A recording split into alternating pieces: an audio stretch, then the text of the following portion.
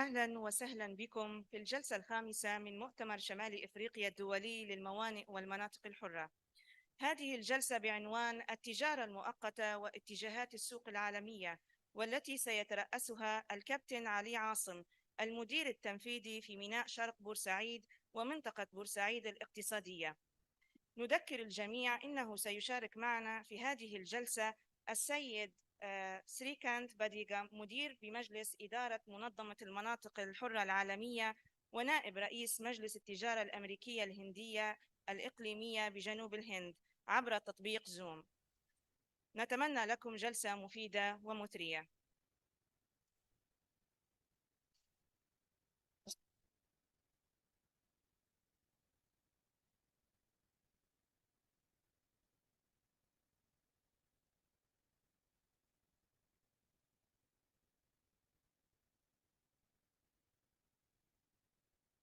بسم الله الحمد لله والصلاة والسلام على رسول الله. Uh, Ladies and gentlemen, I think for the last day now, I think it's my pleasure and also it's my honor to introduce four from probably the best of the best from the maritime sector. I think it's much better because I'm not the best man to introduce those people with the vast experience they have. So I'll keep 30 seconds for each one to introduce himself. So I'm not sure why you are listening for translation, sir. So we will start from geographical locations from Malaysia, from the east, and after that, if our guest from India will going to come with us live, I think he's going to introduce himself also from India. After that, we'll go to Kenya, and we will finish with Tunisia. So, Captain, the floor is yours for 30 seconds. Just give introduction for yourself, and after that, we'll start the presentation. There? Okay.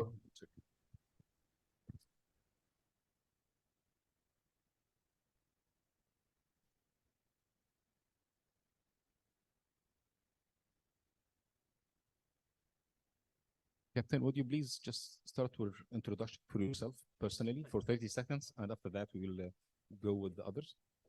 Yeah, I'm Razali bin Yaqub. I started as a mariner. I sailed for about 11 years. Then 11 years further, I went to the Maritime Academy. Then the last 25 years, I'm in the training and consultancy and education sector. That's about it. Yeah.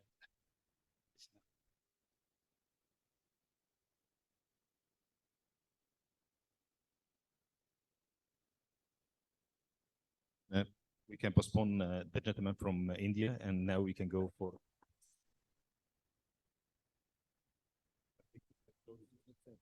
30 seconds, just introduce the milestones for your life. Yeah, my name is Juvenal Shundu. You remember me, I chaired the first session.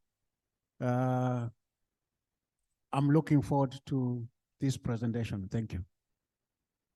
Mr. Klebi. بسم الله الرحمن الرحيم. صباح الخير الناس الكل.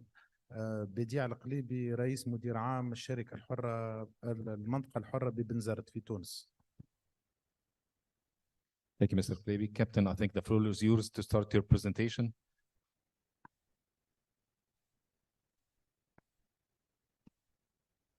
بسم الله الرحمن الرحيم.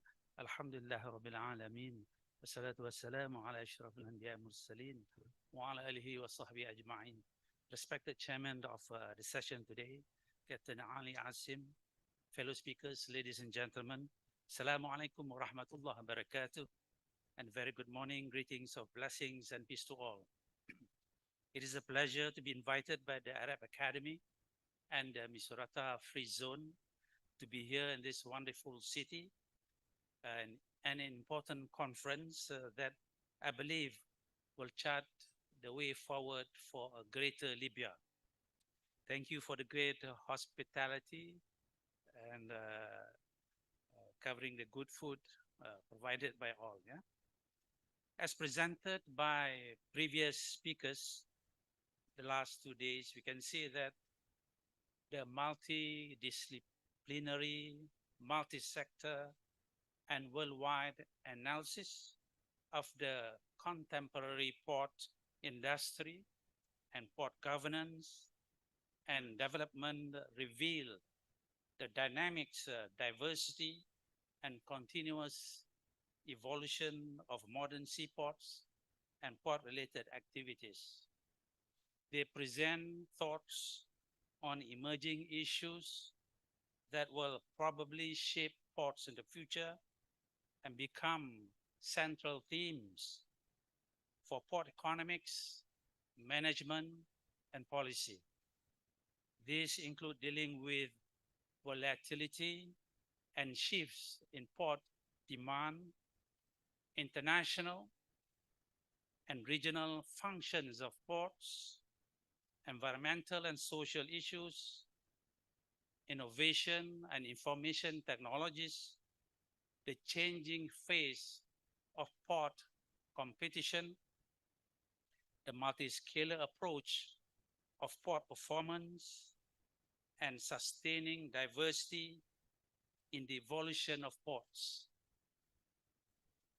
I will be sharing the Malaysian port scenario, understandably a little different to that of Libya and the North African region, but perhaps can be used as a comparison to study the path that we have taken in Malaysia and Southeast Asia, and perhaps to learn from our mistakes and weaknesses in overcoming some of the existing and anticipated challenges of this dynamic and high potential North African Mediterranean region.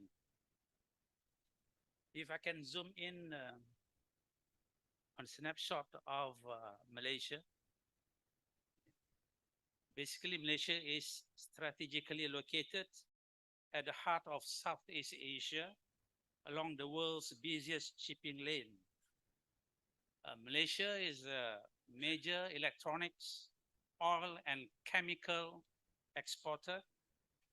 The economy of Malaysia is export driven, and in the last few decades, it is spurred on by high technology, knowledge base, and capital intensive industries. The trade sector employs over 40% of jobs. It is a key economic equity initiative and high labor productivity. Malaysia, with regards to its economy and trade, although still a developing country, indeed between 1980 and 2023, Malaysia per capita income levels tripled in real terms. As a traditional trading nation, Malaysia's economic growth has been leveraged by trade flows. The development of robust port and marine infrastructure has been a critical enabler of this outcome. And over the past 20 years, Malaysia has positioned itself as a global facilitator of trade, becoming an international transshipment hub in the Straits of Malacca. And apart from that, one of the world's largest liquefied natural gas LNG exporter, Malaysia is home to the first floating LNG port facility and the largest palm oil terminal in the world. And as you know, Malaysia is located right in the heart of the region, where intercontinental and intra-ASEAN sea trade routes meet each other. And according to the United Nations Conference on Trade and Development, Malaysia is the world's 5th best connected country in terms of shipping line connectivity.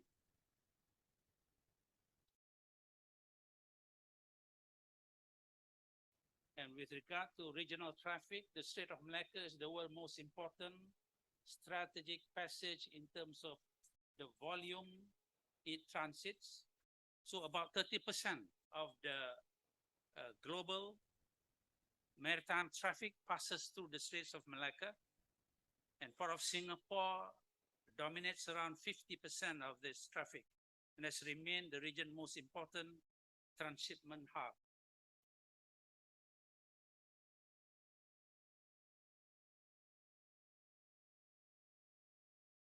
And you can see the major shipping routes through Malaysia and the high ranking of the country's ports, especially Port Klang.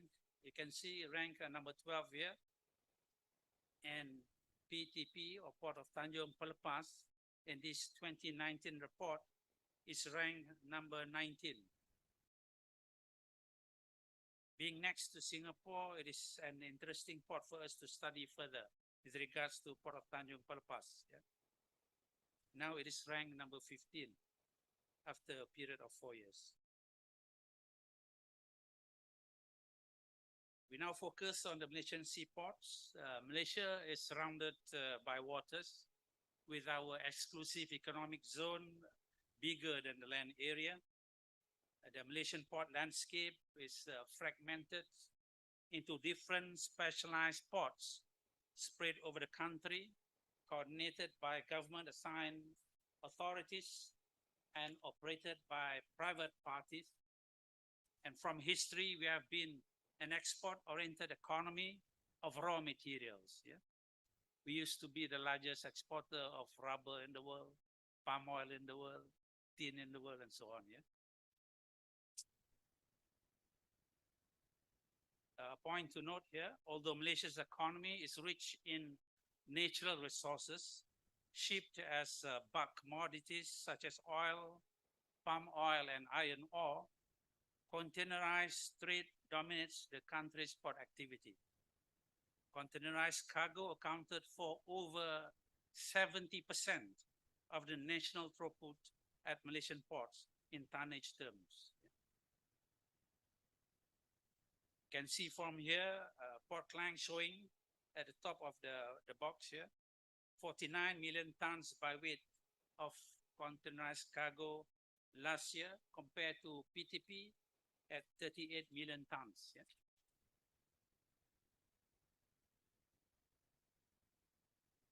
Let us go into the summary of key ports in Malaysia. From the map, you can see in West Malaysia, we have West Malaysia and East Malaysia, separated by the South China Sea. Yeah, the big ports are the Port Klang on the west coast of West Malaysia and Tanjung Pelepas, which is next to Singapore. If I can go into Port Klang, it is the 12th busiest port in the world. It's important container and general cargo port, and also for dry bulk, and it serves the hinterland needs. Yeah? Next, we have the Tanjung Pelepas port.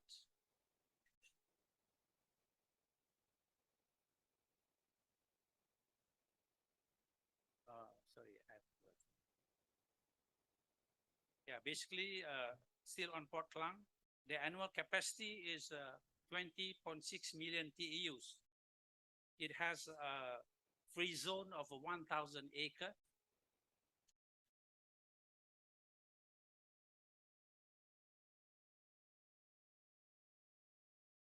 And 61% of transshipment cargo by Port Klang. The annual growth rate is about 6.4% from 2009 to 2019, and is expected to increase its capacity by 60% to 36 million TEUs annually by 2040. Next, we go to Tanjung Pelepas Port. It's a naturally sheltered deep water port located at the confluence of the main east and west shipping lane. It is just across Singapore.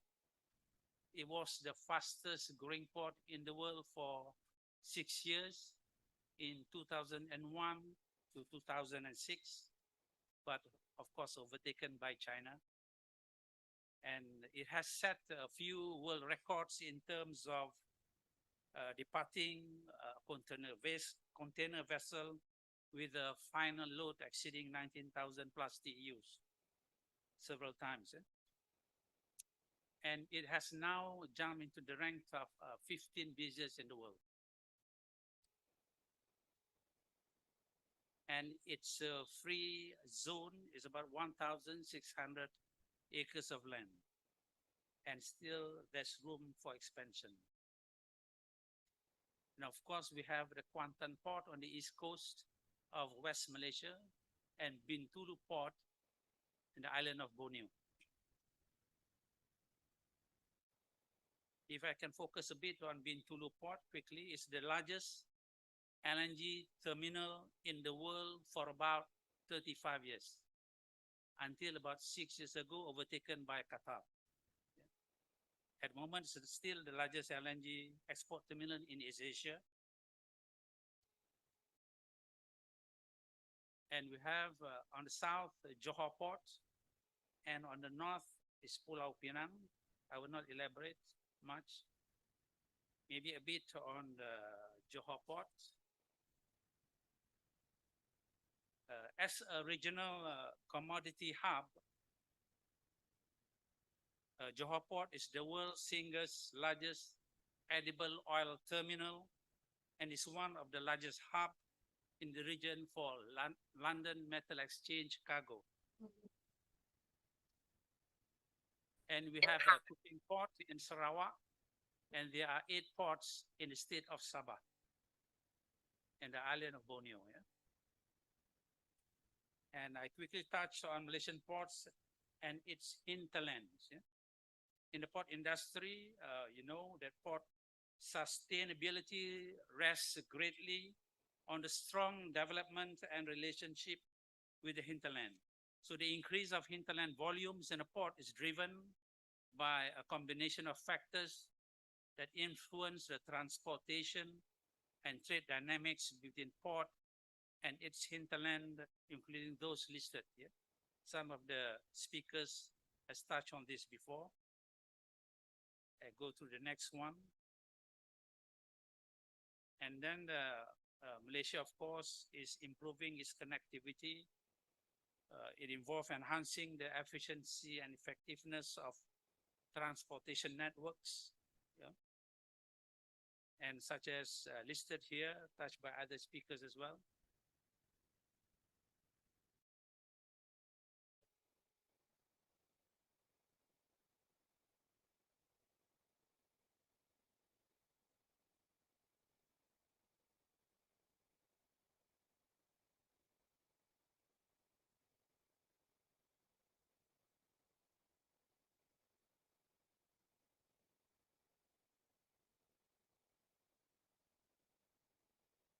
Malaysian seaports also face challenges of capacity utilization due to the unbalanced regional economic development.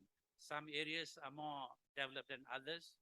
We have many remote areas, especially in Sabah and Sarawak, plus also some areas in West Malaysia. And one economic corridor that I would like to highlight is Iskandar, Malaysia, where it is about 3 times the size of Singapore. It is across Singapore and the state of Johor with a population of about 1.4 million.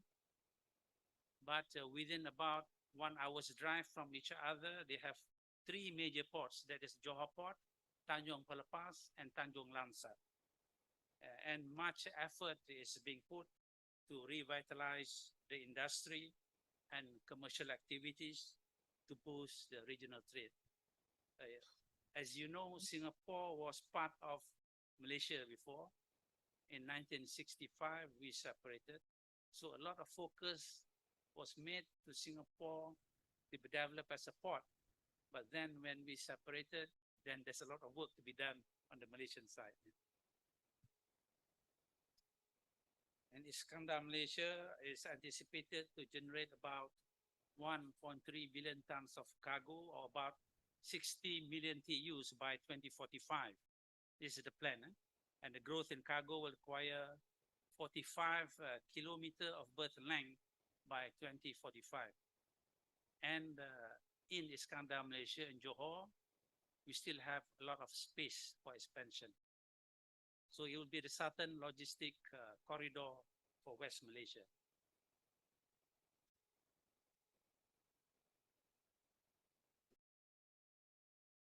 and we have a total of 27 free zones in Malaysia. Basically two types. One is the commercial zone for trading, and then we have the free industrial zone for manufacturing.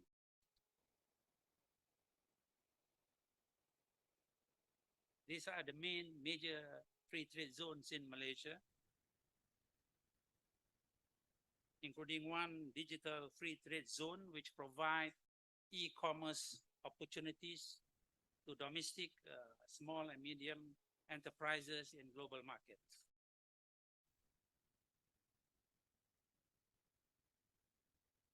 Next, we go to the challenges facing Malaysian seaports. Of course, there's global trade and economic volatility. I would not go in detail. Some of the previous speakers have touched on this. Then there's competitive positioning and regional rivalry, especially in Southeast Asia and sitting next to Singapore. And we have port congestion and capacity issues and intermodal connectivity and related challenges. And talking about infrastructure development and maintenance, one area cited here is to develop one island, Kerry Island, which is also about the size of Singapore. We have a dedicated additional port in it to be added to Port Klang. So it will not be surprising in a few more years, Port Klang can become the top 10 port in the world. And some issues as well with the labor and workforce issues. You know, Malaysia is underpopulated, and 20% of the workforce of Malaysia is foreign national. So a lot of nationalities in Malaysia, and we definitely need to bridge the gaps of the workforce shortages in terms of the skills, and a lot of investment in the workforce development for effective management, which is essential for a smooth port operations. I'm happy that in this region, we have the Arab Academy to provide that support. And many speakers have touched on technological adoption and digitalization yesterday. These are all the challenges. Of course, the environment, sustainability, and security concern for Malaysia because we are surrounded by waters. We have a very long coastline. We are neighbors to many countries. We share the same boundary. So this could be an issue for Malaysia as well. So in conclusion, I hope I'm staying to the time limit here. One more minute. Okay. Since the year 2000, we see about 400% surge in container throughput, constituting nearly a quarter of all containers handled in the region. So in Southeast Asia, in our region, basically, Malaysia controls about 25% of the container throughput, 50% by Singapore, and the other countries are sharing the others. So despite what we have mentioned about the potential of Malaysia, we face a number of challenges that will necessitate strategic collaborative efforts to ensure their continued growth and competitiveness. Jazakallah khairan kathira.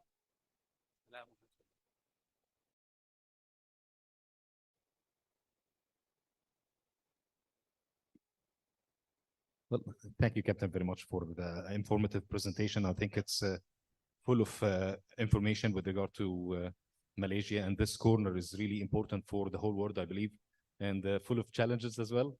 And we will discuss lots of challenges with regard to the Singaporean neighbors and the competitiveness of the Malaysian ports and also the competition with them. And also the challenges with regard to the other sea routes from the north. Probably it will affect the volumes. You are really ambitious with the volumes coming in the coming maybe 2 decades or so. So we'll discuss that in the discussion. I think that our colleague from India is not prepared. Okay. So, sir, let's move on to the African continent. And I believe that we will have full of informative, not just about the East Coast of Africa, but also with regard to the International Maritime Organization with 22 years of experience. The floor is yours, sir.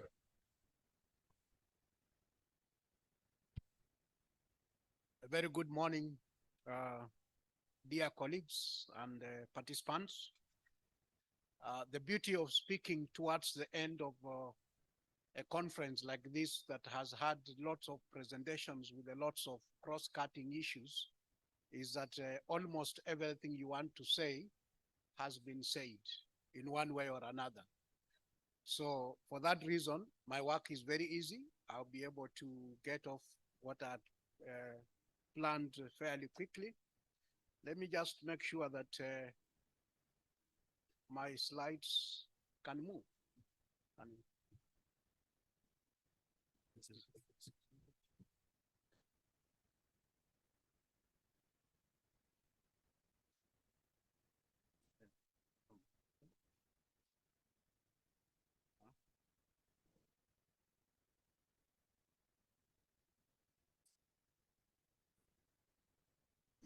So my title is Transformative Impact of Global Trends and Technologies on Ports and Free Zones, particularly enhancing competitiveness.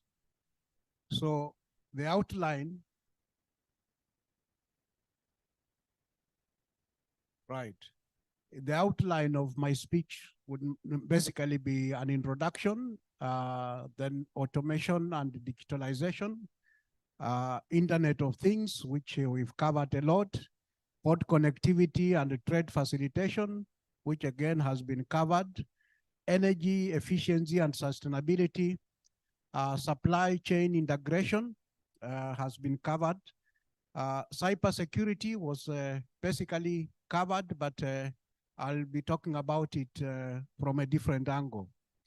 So when we shall examine the transformative impact of global trends and technologies on ports and free ports, in today's rapidly evolving world, ports and free ports, of course, are gateways and hubs to international trade.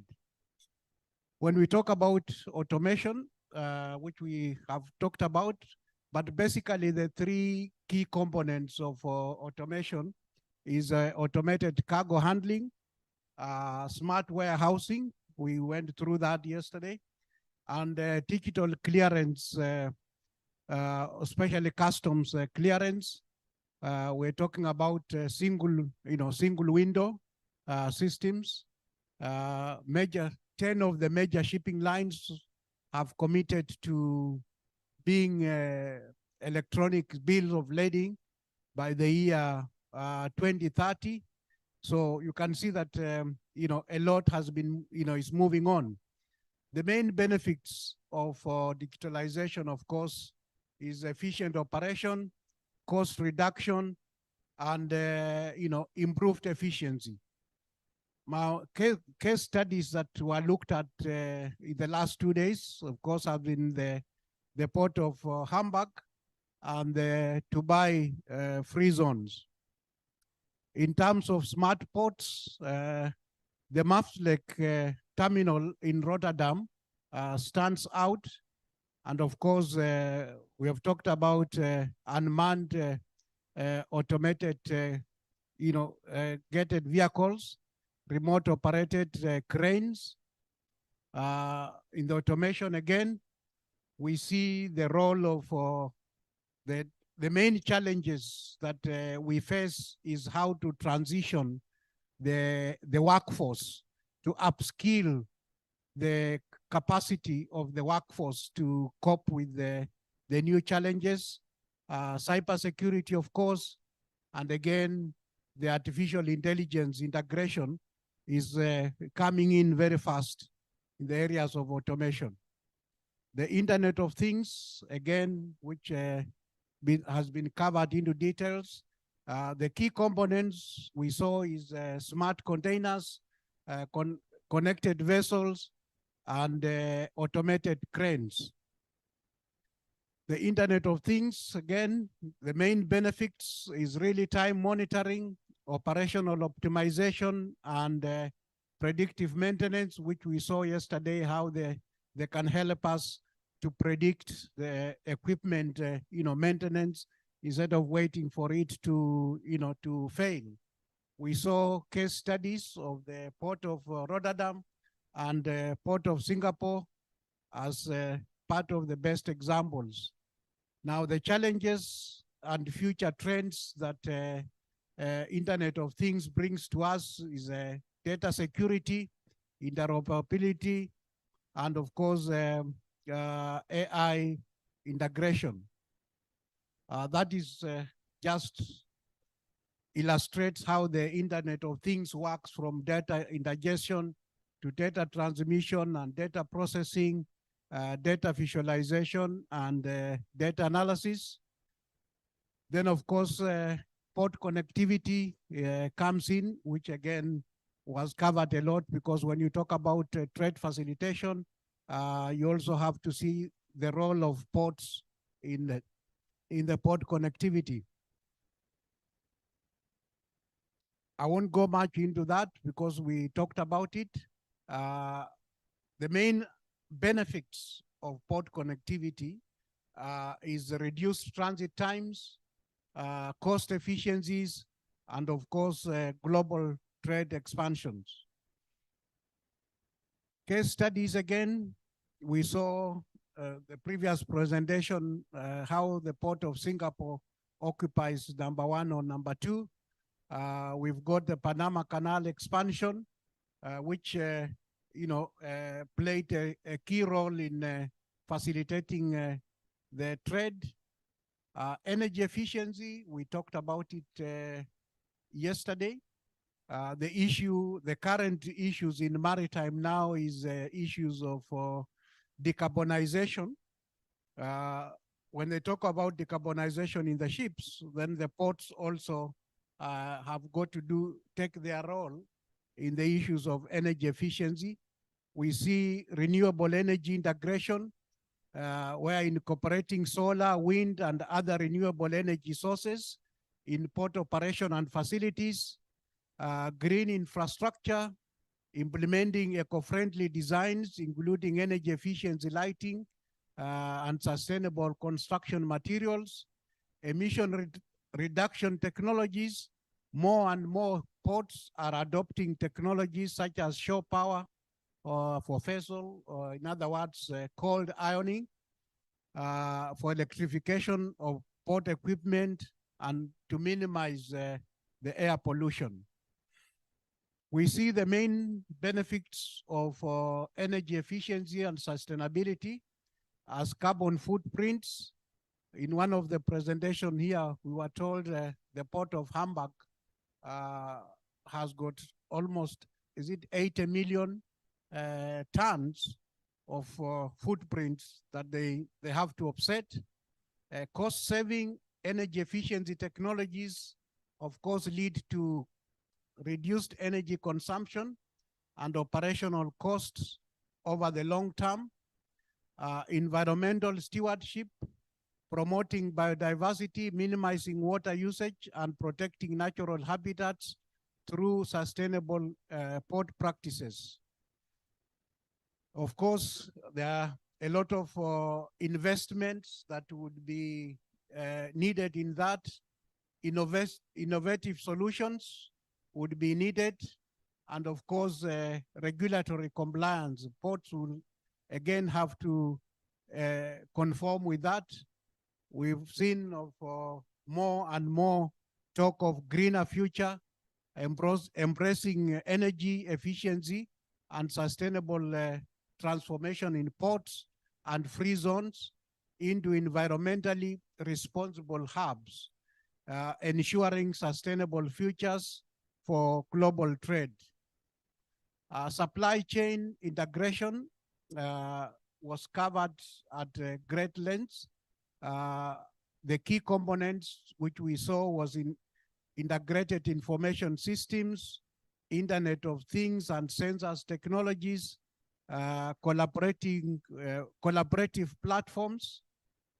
And of course, the main benefits that we saw for supply chain integration is enhanced efficiency, improved visibility, where you have real-time visibility into the inventory, shipments, and production stages, which allows for better decision-making and responsiveness.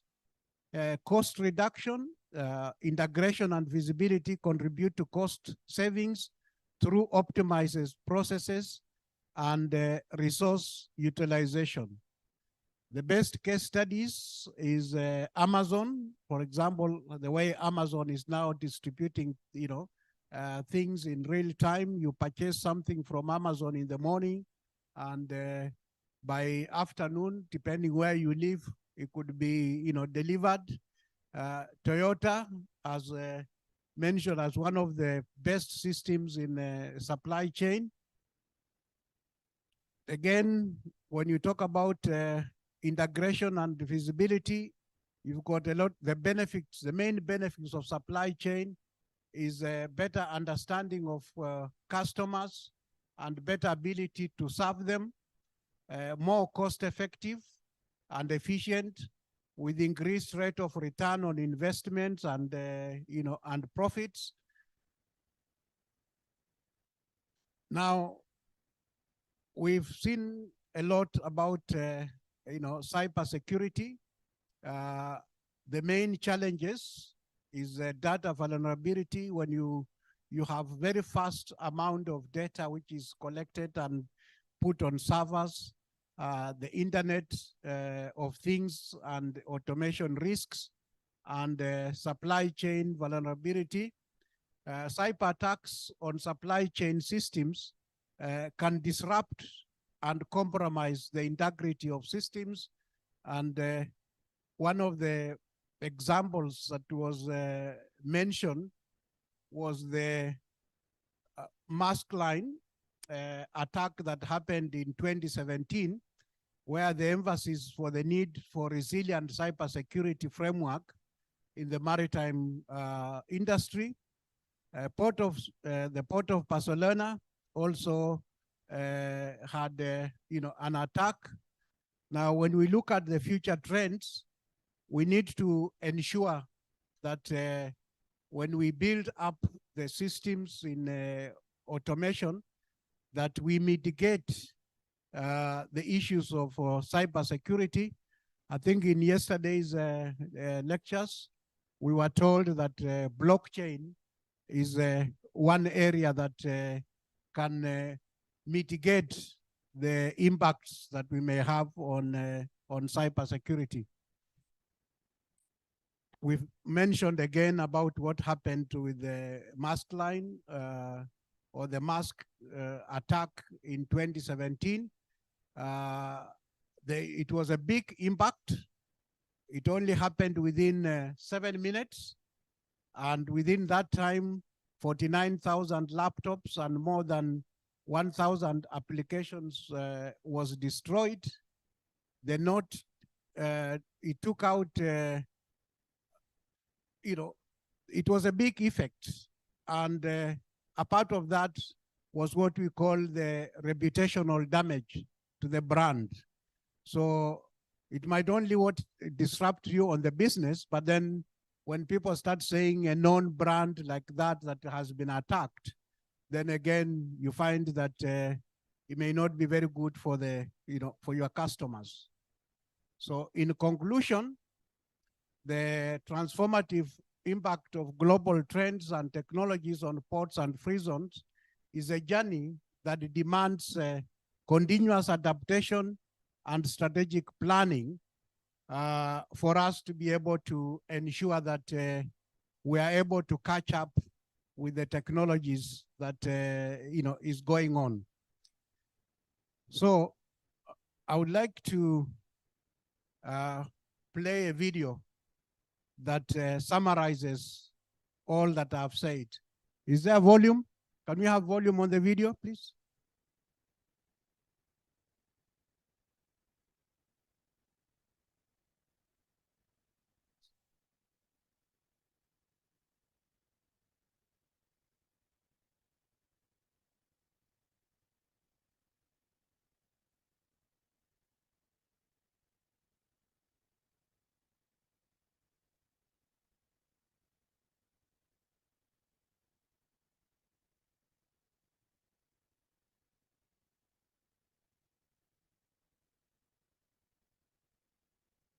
colossal feat in China, with a staggering investment of $70 billion.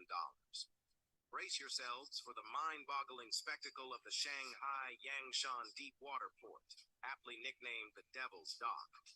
Behold, it boasts not just 30 berths accommodating behemoth cargo ships, but also an annual throughput surpassing a staggering 47.3 million standard containers, outshining the combined throughput of all ports in the United States. But that's not all. The entire port operates on the cutting-edge prowess of 5G technology, enabling feats like unmanned navigation, path optimization, and automated obstacle avoidance. Every autonomous guiding vehicle prowling the port is equipped with high-capacity lithium batteries, ensuring a relentless 8-hour operation on a single charge. But here's the kicker. These intelligent beasts come with self-diagnostic capabilities and real-time battery monitoring, ensuring that cargo remains on the move without any hiccups or unforeseen bottlenecks. It's a mesmerizing sight, a meticulously choreographed performance where not a soul is in sight. The whole operation appears to be under the spell of enchantment, an intricate symphony of containers being loaded, unloaded, and seamlessly transferred, all orchestrated by fully automated, intelligent machinery. It's like a marvel straight out of a futuristic blockbuster. From dusk till dawn, 365 days a year, the port operates with unwavering efficiency, resembling a relentless magical force at play. And the cherry on top? This powerhouse's operational prowess has secured its position as the world's top performer for a solid decade. It's undeniable that China's prowess in intelligent technology has emerged as the vanguard force propelling global industrial development. Get ready to be amazed and give a standing ovation to the incredible technological prowess of China. Thank you. That the only thing that we have to know is that technology is ahead of regulations. So even within IMO, as we talk about, autonomous ships and so forth, we find that the technology is ahead, but the regulations have yet to catch up with. Thank you. Well, thank you very much for this informative, but it's about time to start the application of the Internet of Things. So let's move to India, to the semi-continent of India. I think we have our colleague from there who will present on the internet virtually. So are we ready to start the presentation?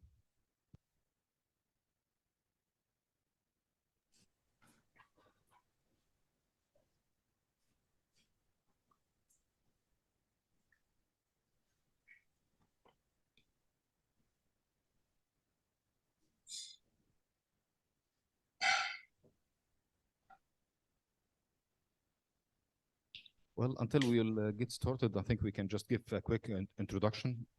Mr. Badija, well, pleasure that you are with us here in Libya while you are in the semi-continent of India.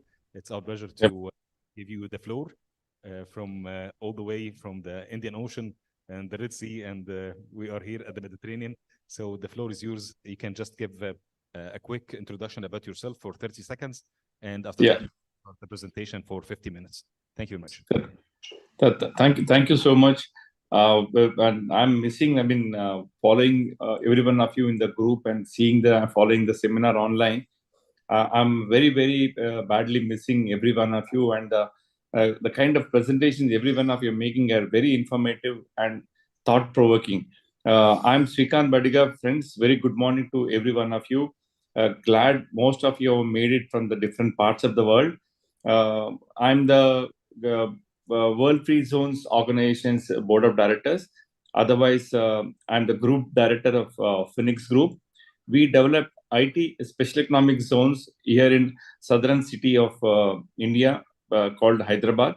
We have around 8 Special Economic Zones, and most of them we cater to the IT SEZs. Apart from that, I'm also the advisor to the Ministry of Commerce, Government of India, in the capacity of Vice Chairman of Export Promotion Council for EOUs and SEZs.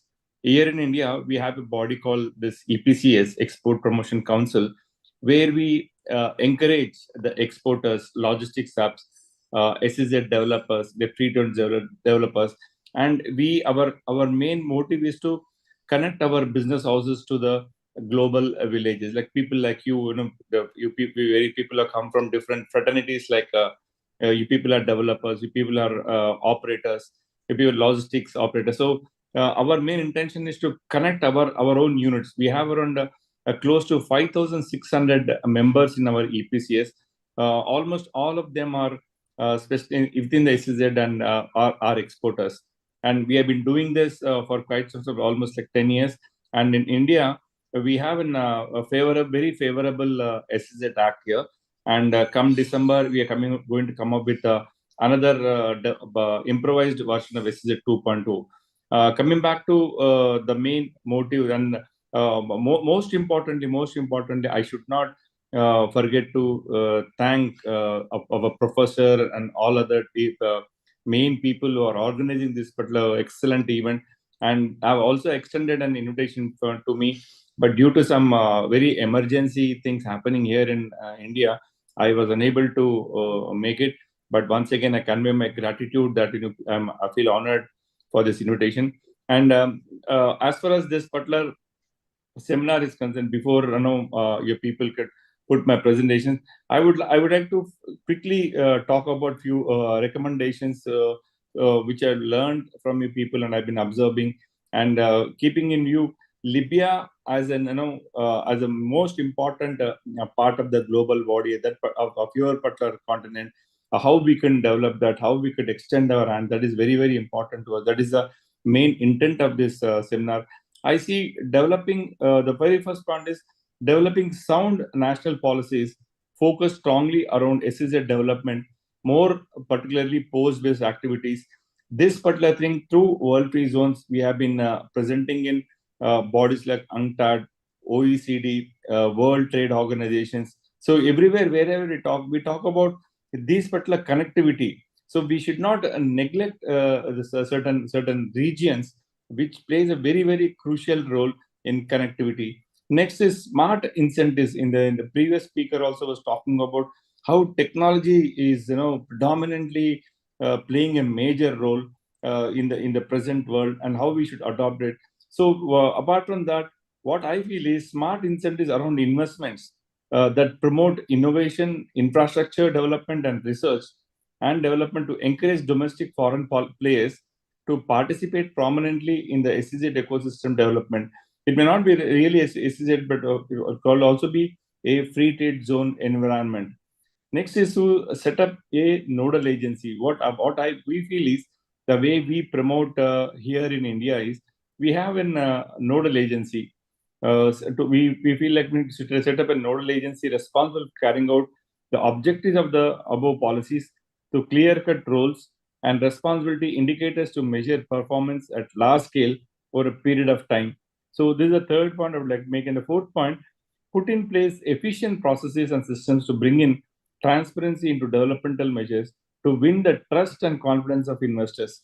Excuse me for interruption. Can you just share the presentation for us, please, if that's possible? Presentation I already shared with you people. The people said you'll present that, because I do not have an access here to share my presentation, main presentation. Just trying to give a summary of it. Okay, no problem. You can just keep going. No problem. Thank you. Yeah. So I'm just trying to, before in the main part of the presentation, I would like to talk about the kind of requirements what we need for an efficient port-based system to be learned. So the fifth point which I'm trying to make is robust regulatory systems for ensuring consistency in the legal policies. And next most important thing is infrastructural development measures, both through public and private sector participations is very, very important. Here in India, I would like to share an experience like public-private partnership. Especially what is happening is the government is giving land, and government is giving all kinds of permissions to the private investors globally, so they can come in the form of FDI and set up free trade zones and also set up special economic zones. And they started, they're generating huge employment to the local people and also exporting from the country. Thereby, a lot of FDI is coming into the company, into the country, and a lot of exports are happening. So that kind of combination would certainly work out and will be a very successful thing, which we have experimented, was successful in India. And encouraging business to incorporate ESG aspect, which is a very, very important thing into their models of sustainable development. Another most important, adopt globally recognized best practice for customs procedures for seamless execution of customs related activities. This particular point, why am I trying to impress upon is, most of our, throughout the world, most of our customs related policies, which are very crucial, are governed by World Customs Organizations. So World Customs Organization, fortunately, we, World Free Zone Organization, work very closely with World Customs Organization. They come up with some beautiful policies like authorized economic operator, AEOs, which is very, it's a very big success story. And India also, almost like 60% of our units are adopting AEOs. So these kind of things, if you know, Libya can also look into it, that would be a green channel for both import and export. So concentrating, and if at all, you know, if you could make your policymakers discuss with the World Customs Organization, World Free Zones, we will be certainly very happy to people to connect with the World Customs Organizations. So that would be a very good move. Next is implementing IT tools. In the previous speaker, sir has already explained about how important IT plays. So implementing IT tools into customs supply chain and logistics and zone performance to enhance not only transparency, but also to measure success indicators accurately. That is very, very important. Next is mapping skills to required competencies and identifying skill gaps for effective training and skill development of the labor force, which I'm sure the previous speakers have covered on these areas. So these are the major recommendations I would take. But otherwise, when you look at, I think Ms. Libya is asking me to open my presentation. One moment. Yeah. Thank you. Thank you, Libya. This is the presentation I'm trying to make. And the 10 points which I've just discussed with you. First slide, please. First slide, please. Yeah. Can you slowly scroll up, please? Yeah. Perfect. So this is what I was exactly trying to tell you out of my 10 recommendations, which I was trying to make through this August gathering. As we all know, globally, free zones play a very crucial role in economic development. And with this, whatever points I'm trying to make are out of the real-time experience of what the Indian SEZ, Indian Special Economic Zones.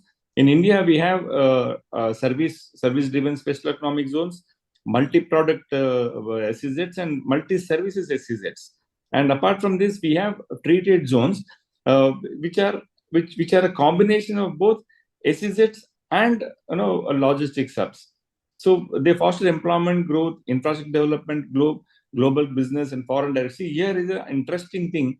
I would like to quickly share the evolution of SEZs in India. Previously, until 2006-5, we had a policy called economic zones policy only. We have some enclave economic zones. Later, when the SEZs thing have come up, within 10 years, the employment has increased to 20 lakh people. And the investments of the FDI, the kind of investment is huge. It has almost like 200 times of investment has grown of being from economic zone to a special economic zone. And that apart, the domestic development, regional development, the moment you set up a special economic zone, the other areas, the spillover effect, the other areas started developing. So entirely, when you look at this kind of policies, the fantastic policies, be it a free trade zone, the special economic zones, it plays a major role in the regional development. That is what has happened in India. So when you talk about this concept, one of the key reasons for success of free zones is their ability to attract investments, finding suitable units, tenants, occupants. On the other hand, global businesses looking to expand are sometimes not in need to have full-fledged facility, permanent dispatch in each port to export their produced goods. So we here in India have been accommodating in either through leasing out them or finding a local partner, so that a good business can happen with, because locally a partner can give you all kinds of services, and while exporting, the other partner, other side of the sea, they can also mitigate and take it forward. Likewise, there are also important importers looking forward to have products in need basis. This we have, in fact, through World Free Zone, we're doing some research also, so that we can start working on it and do some mapping. So this is like more of a networking from one point of the world to another point. And the purpose of transit trade, as we all know, is to bridge this gap and facilitate trade between the free zones, both public and private, and importers looking forward to such quick supplies. So this is what exactly I'm trying to say about how the things have been moving much faster here. So the main purpose, what I feel, is to help both exporter, importer, tenant, and zone developer to optimally manage their spaces, thus reducing overall cost. Next slide, please. Yeah. So here you can see transit trade boost opportunity. When you look at the port of entry, here boost local economy through use of local resources, then additional revenues to transient nation, and improving ease of trade operations for both import and exporter, thus boosting port revenues. Next, if you look at the specialized service provider, interport services, event-based trade product services, specific areas of interest of both parties. These are the specialized services where we have been trying and being very successful. And most of the tenants are coming because of the local support what they're having. So if you can see at the right side of the presentation, here you can see how we can, the combination of SEZ, free trade zones, and ports. And of course, everything is based out of the ports. How we can do the better risk management. So what we are supposed to do is assess and understand trade situation of countries, regions. Especially for a country like Libya, we should certainly have data of the potential product which are coming inside the inward traffic. At the same time, outbound traffic. So outbound traffic also we should be positioned to make a matchmaking. Next, ease of opportunity analysis. Easy to identify and recognize market opportunities, demand. So I would once again go back to the previous speakers. What they're trying to say, most importantly, information. The information of import and exporters is very, very crucial. Information is power. Information is knowledge. Knowledge is power. That is how, unless until you have our importers and exporters will be clueless. So that is another area. I would like to share that World Free Zones organizations, once again, we are trying to work out at each region what is that inbound traffic and outbound traffic is happening, and how best individual countries can take advantage of that. That we are working on it. Very soon, probably a couple of months from now, we would be sharing that. My colleague, Mr. Under Director Board of Mr. Badi, is already there with you people. You'll share more information on that. But as for this information, I'm sure within the next couple of months, I'll be sharing with you. Next, talking about lower transportation costs, ease of marketing through uninterrupted supplies. Once again, see, unless until you have these connectivity points, logistics points, where the traffic is moving, unless until you do that, we cannot, really work out on the costings. But otherwise, advantage is certainly there. Lower storage costs. Yes, we're bringing everything together within the free trade zone. The production can happen, packing can happen, the trade can happen. That's how it becomes. So lower storage costs also. Once the traffic is full, even for logistics purpose who are operating, can certainly give more leverage to it. So low cost on account of low real estate or long lease payments. Next slide, please. So global market trends. Here, see, this is what exactly I was trying to make out of my 10 points. The inflation part, the business models, nearshoring and friendshoring, all are through, once again, see, this may be academically to read, but when implementing, you can implement effectively only once you have the right movement of goods inward and outward. Next slide, please. I request the organizers to share my PPT with all the participants here. It's much easier for me because I'm going to move fast from here. So resilience, shifting supply chains, digitization, whatever surprisingly, whatever I'm trying to talk now are already been covered by my previous speakers elaboratively and region. Very, very effective thing. Once again, I'm feeling very bad that I missed learning a lot from the speakers and every one of you.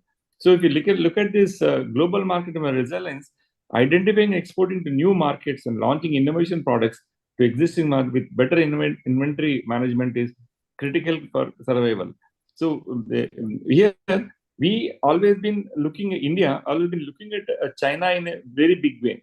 China is like very, very efficient, doing wonderfully good as far as this particular management is concerned. Yes, we have taken a lot of derivatives from Chinese special economic zones. In the year 2006-7, we were able to adopt most of their policies. Now, 15 years from now, we are also leading from front as far as SEZs are concerned. And exports, as I said, have grown almost 200 to 300 times, both in goods as services like IT, ITS. India is supposed to be almost like world's second or third when compared to ESNL. Most of the exports, most of the company IT, ITs are in India only. So next is your shifting supply chains. As I explained, cost reduction through structural shifts in supply chains will be the chief driver for business continuity. Here, while starting here in India, also we did have some teething problems, but later we saw to it we will go phase wise and will not scatter around the entire land, but will go phase wise. That help most of the companies to work out on their logistics, be it manufacturing, be it storage, and be it packing, and be it forwarding also. That was much, much easier as a shifting of supply chains are concerned. Digitization. So most of you people have already seen how digitization plays a major role. So next slide, please. So same thing which I been trying to tell you is innovation, nearshoring, inventory control, digitization. This is how how the effectiveness of a free trade zone as SEZs can be done. Next slide, please.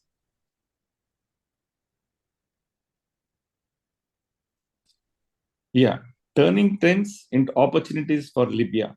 This is where whatever information I could get, talking to several other logistic companies, some free trade zone, and from the websites of Libya, whatever I could gain. So these are the major things, positive things where Libya has, and where we can, through World Free Zone or through EPCS, we're trying to promote to our units that Libya has these particular things and can be developed for this. These are the business opportunities.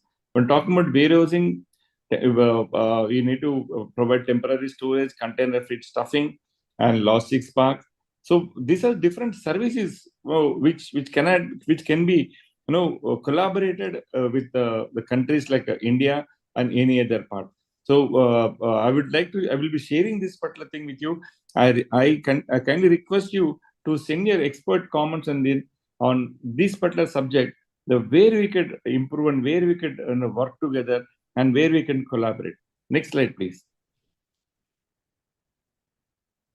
So developing port-based growth study, this is more of academic, but this is how it has happened in India. So whatever I'm trying to show here, in our own SEZs, this is the development process which we have adopted for the best efficient port base. We have almost like the entire sea coast. I mean, when the region which I come from is got almost like 1,600 kilometers coast belt, and India also we have something called seaport development policies. That is called in India. It's called Sagarmala Development Corporation. Sagar is like ocean, Mala is chain. So Ocean Chain Development Corporation, we have a separate body through which we made sure that the entire coastal belt of a country is been properly utilized, developed ports over there. Same thing, develop infrastructure in such a way that interland we can also have manufacturing units, so that the manufacturing units, whatever develop, they can also supply to the domestic markets, and also whoever want to do the exports can go to the ports and export from there. So this is how we have been doing. So identifying opportunities for trade development, map growth areas to infrastructure market, develop short-term and long-term plans and policy framework, identify resources for efficient execution monitoring. So this aperture, this may be looking at, but otherwise, I would like to take this opportunity to extend invitation to most of you people who are interested in development of ports, development of free trade zone, to come to India and visit few of our projects, especially ITITS projects, the development what we're doing, and also ports development, so that you can also see some kind of real development of is happening, and we can also take this to your to Libya, to that particular region. Next slide, please. Badija, we are running out of time. Can you just Well, conclude? it's almost over. Yeah, it's almost over. So this is a conclusion. Luckily, the concluding as we forward. Thank you so much. Port-based free zones development. So this is again the repetition of what I'm trying to say. So way forward, integrating global players with expertise in port development and capacity building with help of Libya and surrounding landlocked economies achieve their growth targets. And we, the World Region of one such global body, will be glad to share its knowledge and resources in achieving the desired results. And with this, I would stop here. And I will be sharing my email ID in this presentation, every one of you. I need your expert advices wherever I missed on, where we can do a lot of development. And we can all kindly feel free to let me know to whatever you need, what kind of support you need from India or from World Free Zone to make Libya one of the most organized, most professional developing country as far as free trade is a concern. Thank you so much, Professor, and every one of you for giving me this opportunity. Mr. Badija, hand for Mr. Badija. Thank you. I think, Mr. Badija, you gave us, I think, a roadmap for the Libyan, not just only for the Libyan ports and free zones, I think for all of us. So if anyone wants a vision and also a roadmap for improvement for the economic zones and free zones, I believe that one of the slides you are given, it's really very informative. Thank you very much for that. So end of our session, I think usually in Arab countries, we finish with the dessert. Now, Mr. Kulevi, I think it's time for the dessert. Finish up with the presentation. The floor is yours.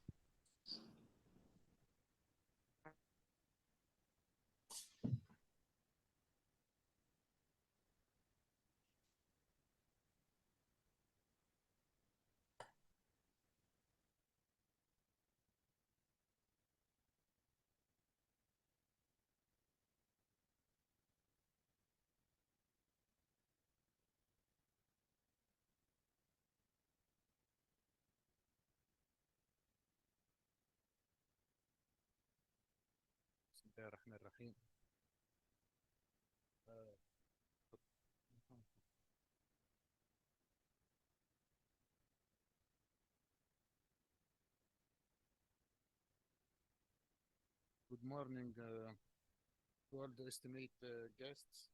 I'm delighted to be here today. Please excuse my English is prophecy, so we'll proceed accordingly with presentation about the experience of Tunisia Bizerta Free Zone with modern global trends and ports.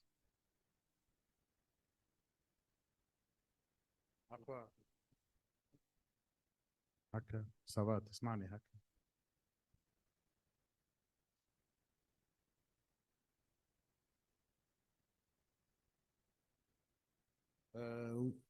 We start by defining Tunisian free zone. Tunisia has two free zones. One is located in Bizerte and the other in Zerzis. They are governed by a specific legislation. They play an important role in boosting the economic growth of country by attracting foreign investment, creating job opportunity, enhancing the trade balance. We move now to framework. Bizerta Free Zone was created in 1993. It's governed by a public-private partnership regime, provides investor with land and premises for totally exporting company operating in the industry, trade, and service. The figure below summarizes some of our mission and capital structure. Among the main objectives of free zones, we have the promotion of foreign direct investment in innovative and high value added sector such as automotive, aerospace, shipbuilding, nautical industry, mechanic and service electronic. The second objective is job creation, especially for graduate, with 13% supervisor rate, among which 16% women. The last objective is the promotion of export and technology transfer through innovative activity established in the park.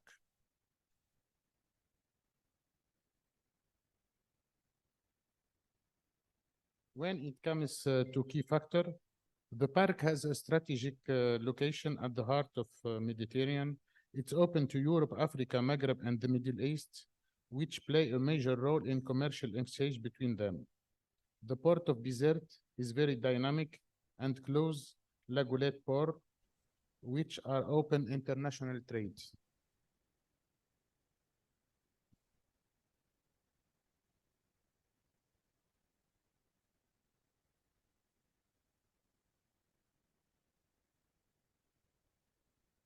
Other important key factors is the Bizerte free zone is the one of only interlocutor for the investor offering before, during, and after assistance to all kind of project. The service provide are company creation formalities, technical support during and after construction work, support for investor and project follow-up, staff recruitment support. These services are provided for free throughout the life of the company.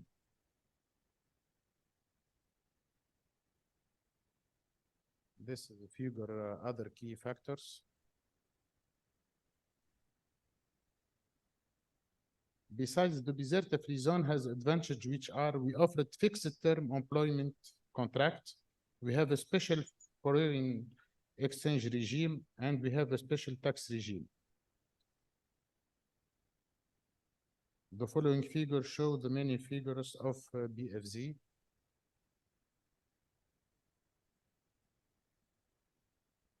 There are some of nationalities we are dealing with.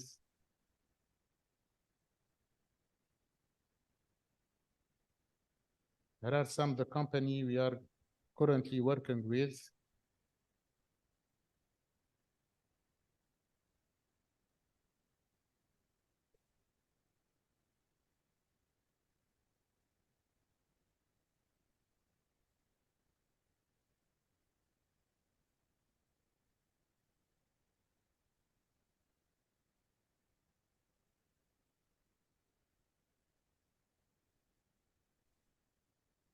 And these are some of service we provide. Now the role of modern global trend play a major role in boosting the competition between ports and free zone through the presence of this element. which بك دكتور هنا ما عندي ما نضيف على يتقال البارح الامس الحقيقه كل شيء يتقال سريعا معناتها. هاي دونك اي digital economy blockchain logistic and connectivity durability international partnership training and skill development.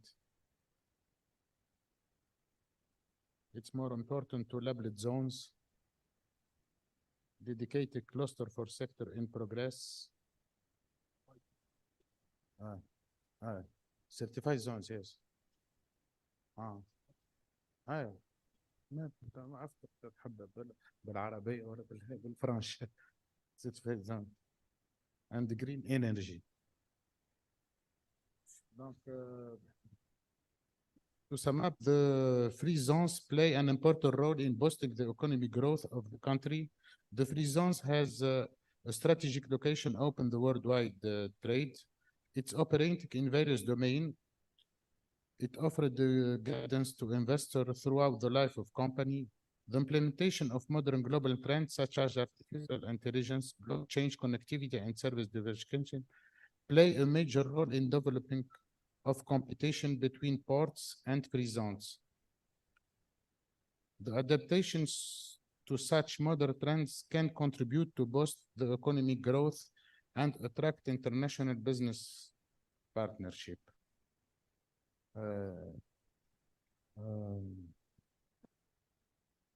Thank you for Mr. Kalebi. شكرا.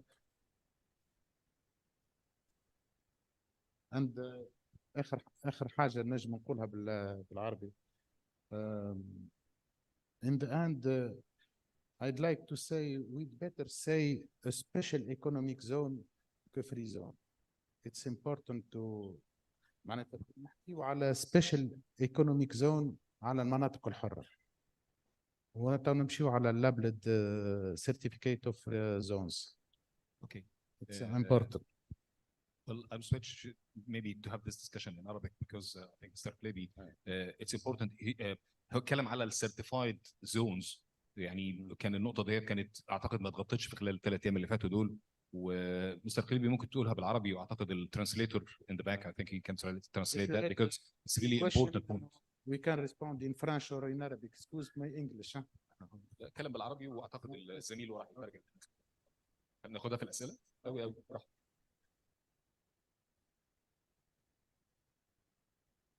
I've learned in the back when I was young that if you are not going to ask, it's difficult to learn something really new. I think the floor is yours. I think for any discussions, if there is any question, the floor is for the audiences. We have, I think, 2/3 of the world from Malaysia to India to Africa with international experience and also from Tunisia. So I think it's about time to have some questions. The floor is yours.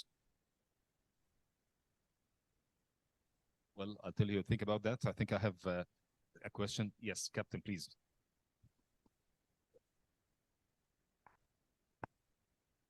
Yes, good morning, everyone. Captain Yas Leclerc.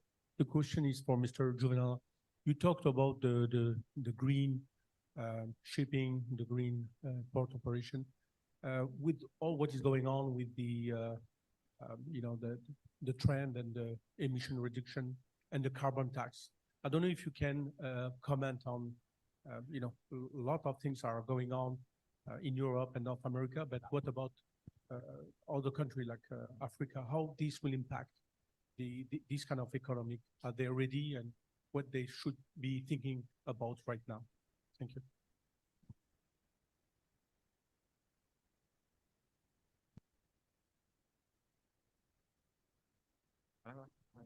Well, like I said, technology is always ahead of regulations.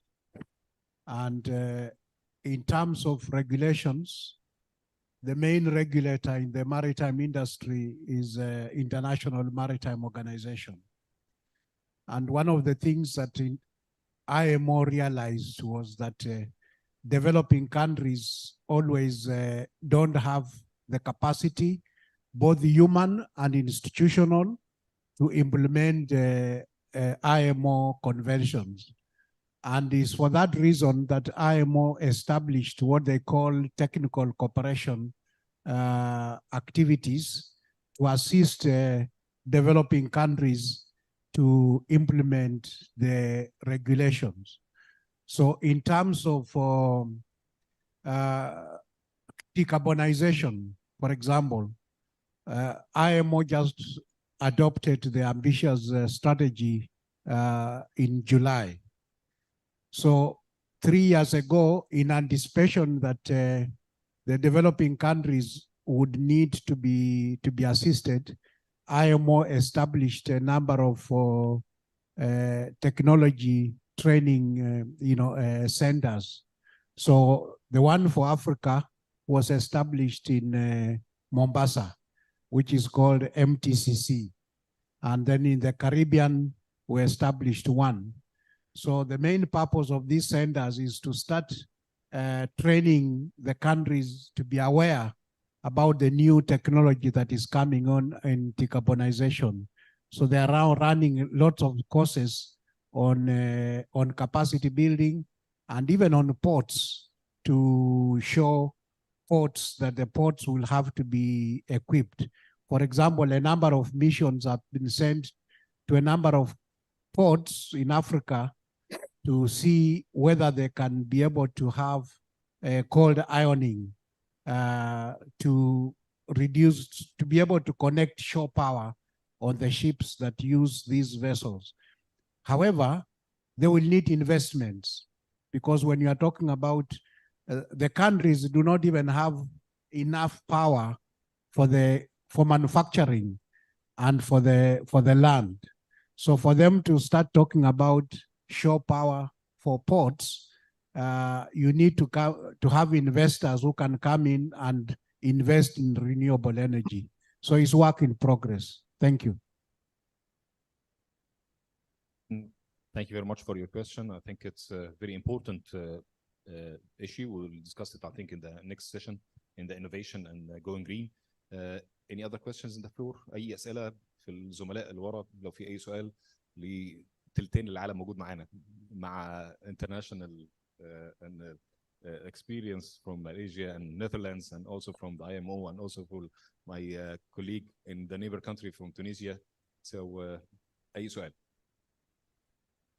Let me ask a question, very quick question, because I was listening to the first presentation, and I think we were discussing that one of the main challenges for the changing the routes with the global warming, and I think this is something it's going to affect probably negatively Malacca Strait, and also probably in Egypt and the Suez Canal, and in Tunis and all the Mediterranean, probably Libya as well, if the Chinese production is going to transfer the goods to the market of Europe through the North Sea route. So I think the ambitious plans you're having in Malaysia, I think is going to be affecting negatively what you are preparing for the next probably decades in case of this negative impact will happen. Yeah, I think the world is ever changing. As yesterday, a few speakers mentioned that we have to be prepared for tomorrow and the future. So despite whatever planning that we do, in the end, things may change, but you may have plans, more than one plan, basically, to sort of support whatever that you are doing. So maybe one solution for a problem may not be enough. You may have to be fully prepared, as I say. But I like to stress here, maybe if I can touch on education and training. Yeah, somehow it was not highlighted in this conference yet.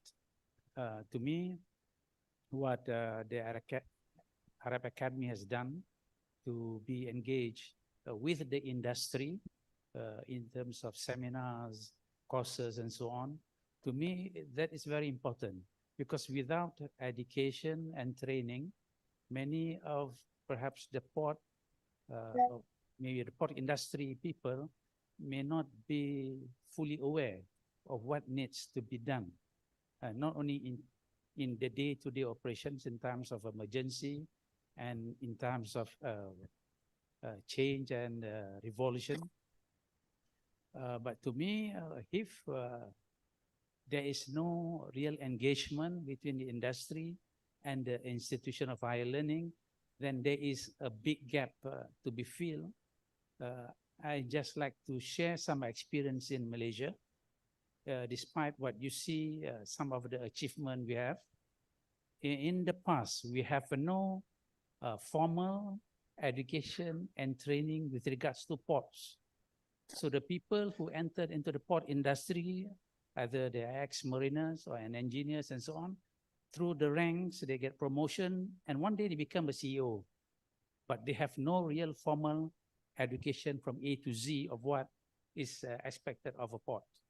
So this is the danger, because you may be leading an organization without the proper knowledge that you should have. So I think you all are again fortunate that Arab Academy within reach, and that engagement, I think, should be more regular and consistent, and there's a lot of room that we all can learn from each other. That's my comment. Yeah. Thank you, Captain, very much. So if there is any other questions, please feel free. تفضل فندم.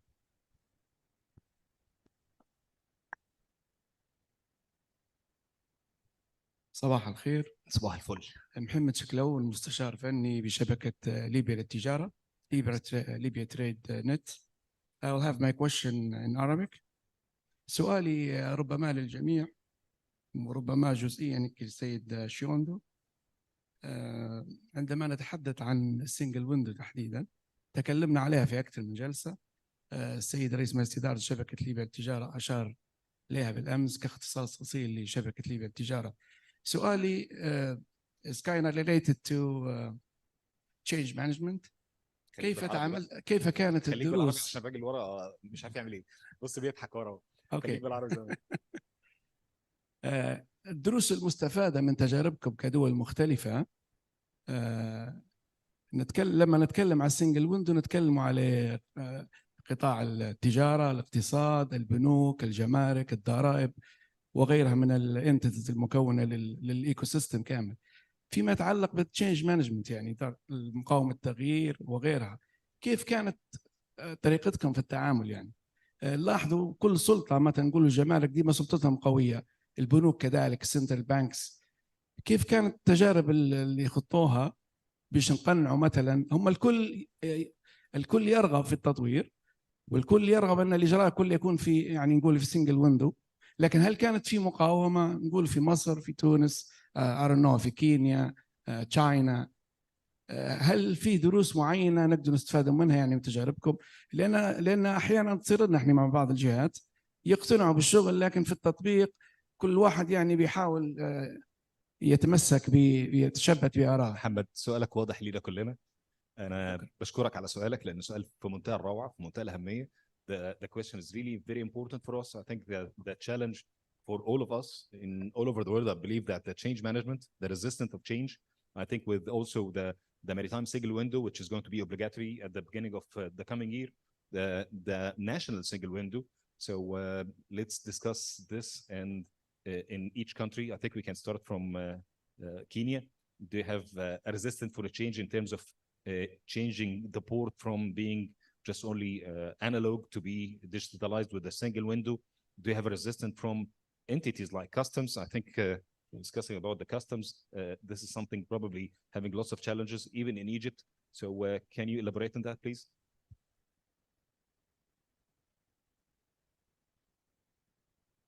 First of all, I had some challenges with still, but I do hope that I understood the gist of the question. Was it about implementing the single window system? Yes, he's talking about the challenges with regard to implementation of the single window, which is going to be obligatory the coming year, and the resistance of change internally inside the ports and probably inside the free zones. So I believe that we have encountered that in our countries, in our ports. So he wants to know our experience, our background with dealing with these challenges, please. Okay, first of all, the country must have ratified the FAL Convention. The Facilitation Convention is the basic IMO convention that precipitates the implementation of single window. So over the last 15 years, IMO was conducting a series of regional seminars on implementation of the FAL Convention. Then from regional seminars, they went down to national seminars. And when they ran national seminars, the seminar normally takes 1 week. And they bring together all the stakeholders in the country and then go through a series of what they need to do in order to implement the FAL Convention. At the end of the 1 week workshop, they would come up with national recommendations. And because all the stakeholders would be involved, the central bank, the port authorities, the customs, the police, and so forth, when they have been involved, then they take ownership. And once they take ownership, then they feel that it is their duty to implement. So For example, Kenya went through the system and they have now been able to implement the single window system. In fact, Captain Engineer Aziz, is he in the room? I think the Egypt, the academy is running an online course beginning on the 26th of this month on this single window. And I recommended to him to engage a lady who was instrumental in implementing the single window system to assist to run this course. So Kenya has successfully implemented that. Korea, for example, came up with they have their system on single window. So they came to IMO and asked IMO if there's any country that is willing to use the Korean system, then they could run some training courses for them. And they've done one for Mauritius, and Singapore also has one. And Singapore recently with IMO, they ran a training course for the ports in Angola to implement it. Thank you. Thank you, Mr. Klebi. ايش كان فهمت السؤال نتاعك؟ نحن نحن على التحديات المرتبطه بالتغيير الخاص تغيير خاص السنجل ويندو بالمناطق في المواني وفي المناطق الحره. في المناطق الحره هو الحل كان فهمت معناتها هو المخاطب الوحيد والشباك الموحد. دونك وضع على الذمه معناتها الجمارك وضع على الذمه باتصال مباشر كل الوزارات فيها ممثل في وسط المنطقه الحره. هذاك سر النجاح. ونجم نبعث لك حتى القانون نتاع المنطقه الحره نتاع بنزرت نتاع تونس بصفه عامه. قانون المنطقه الحره خذوه المغرب وخذاته. مهم برشا الشباك الموحد والمخاطب الوحيد هو اهم حاجه. لا ما نتعاملوش معاه. طيب خلينا يعني عندنا صناعه نحن صناعه وسيرفيس. اخي محمد احنا قاعدين مع بعض. خلينا بعد ما نخلص ان شاء الله احنا بنشرب القهوه ممكن نكمل الدسكشن. كابتن I think the last comment for you. You have nothing. تعليق اخير في مصر. الموضوع ده من 2018 موضوع الفال. It's not a new issue. القصه كلها ان انت عندك في المينا في جهه وحيده هي المسؤوله عن المينا كلها بالكامل بكل الاجهزه اللي موجوده فيها، سواء كانت رقابه على الصادرات والواردات، سواء كانت كاستمز، سواء كانت بوليس. الهيد بتاع المينا بقرار جمهوري هو مدير المينا. خلصت. مش اعلق بعد اذنك يا كابتن عاصم على الجزئيه ديت؟ طبعا. السلام عليكم. يمكن من خبراتنا في مصر في تطبيق السنجل ويندو، اساس التطبيق هو ان البورت كوميونتي سيستم يبقى انتجريتد اي تي. وهنا بتنشا المشكله، لان كل جهه في البورت كوميونتي سيستم عندها الداتا بيس بتاعتها، وبتنشا مشكله كبيره هي الكودنج سيستم. يعني لما نشوف هيئه المينا هتلاقي الكودنج سيستم للبضائع وللدول وللمواني له اسلوب، نيجي نلاقي الجمارك لها اسلوب تاني، الرقابه على الصادرات والواردات لها اسلوب ثالث. فلما بنيجي نبدا انتجريشن بعد الانظمه ديت ما اشتغلت، هنا بنقع في مشكله كبيره. مين هيغير الداتا بيس بتاعته عشان تتكامل مع الاخرين؟ وبتكون هنا الفوكال بوينت. الحل بتاعها ان احنا اشتغلنا على سيستم انه ياخد الاكواد من كل جهه ويوحدها عشان ننشا بسيستم موحد عشان نبدا نفعل الموضوع دوت. لما اشتغلنا بالطريقه ديت بدا فعلا يبقى في انتجريشن ما بين قواعد البيانات، وبدات فعلا يشتغل النافذه الواحده. شكرا جزيلا.